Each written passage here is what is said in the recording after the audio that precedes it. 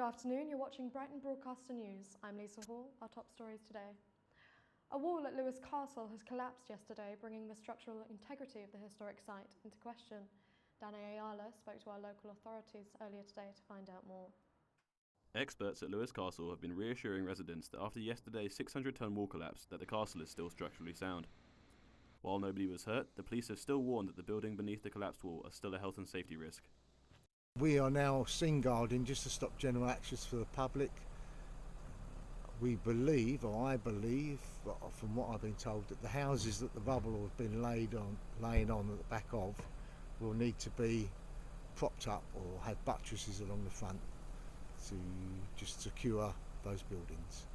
Emma O'Connor, an archaeologist working at Lewes, says that the integrity of the castle walls are still safe and regularly checked and maintained. The wall will have been built largely of chalk and flint, and whilst it might have been solid, recent rains or earth movement or mudslides may well have affected the integrity of the wall. We will have more on this story soon. Danny Ayala, Brighton Broadcaster News. In a social media video statement viewed over 27,000 times, a local Liberal Democrat parliamentary candidate has changed his mind over his Brexit stance. Chris Dabbs has more. There's a new election now. I'm going to be back in Remain. I'm going to be doing everything I can to stop Brexit. So with that one statement, the Lib Dem MP Stephen Lloyd announced his decision to U-turn on his commitment of honouring Eastbourne's wishes of leaving the EU. So it comes as no surprise that some voters are most unhappy with his decision. Eastbourne has historically voted Conservative until very recently. What have you got to say to people of Eastbourne who might say to you that that's contrary to what you've been saying for the last few years? Well, actually, the response has been very positive because Eastbourne knows that I gave a promise 3 years ago that though I'm a Remainer, that I would accept the result of the referendum and therefore back the government's withdrawal agreement. And I kept that promise. Caroline Ansell, the Conservative candidate, seems ready to pick up the votes of those disaffected Liberal Democrats that have refused to back Stephen Lloyd.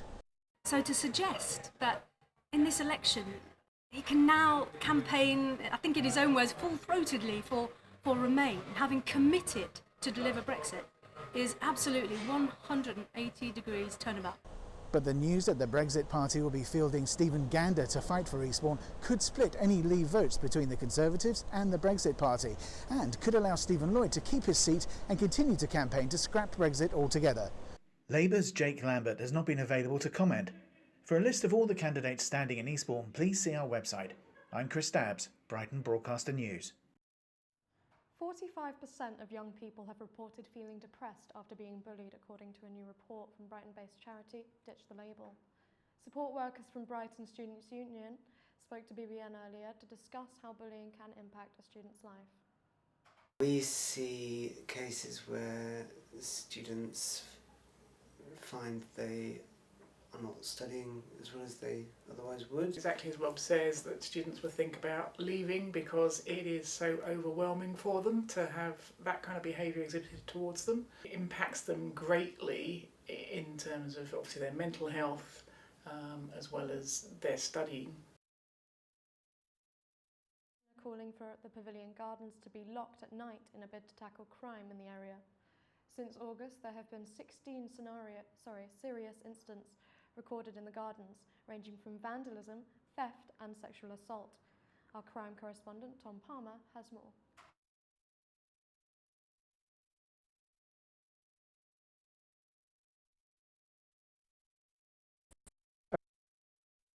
According to statistics from Brighton and Hove City Council, more than 5 million people visit Brighton's iconic Pavilion Gardens each year. However, with crime rates in the area on the rise, there are now calls to restrict public access to the gardens by closing it at night.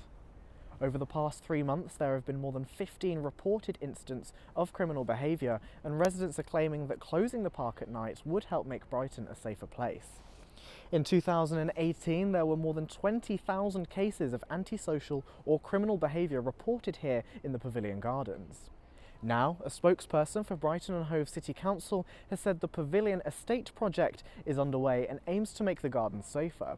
This will include new lighting and a secure fence to reduce vandalism and antisocial behaviour. I'm Tom Palmer for Brighton Broadcaster News. That's all we have time for today. For Brighton Broadcaster News, I'm Lisa Hall. Goodbye.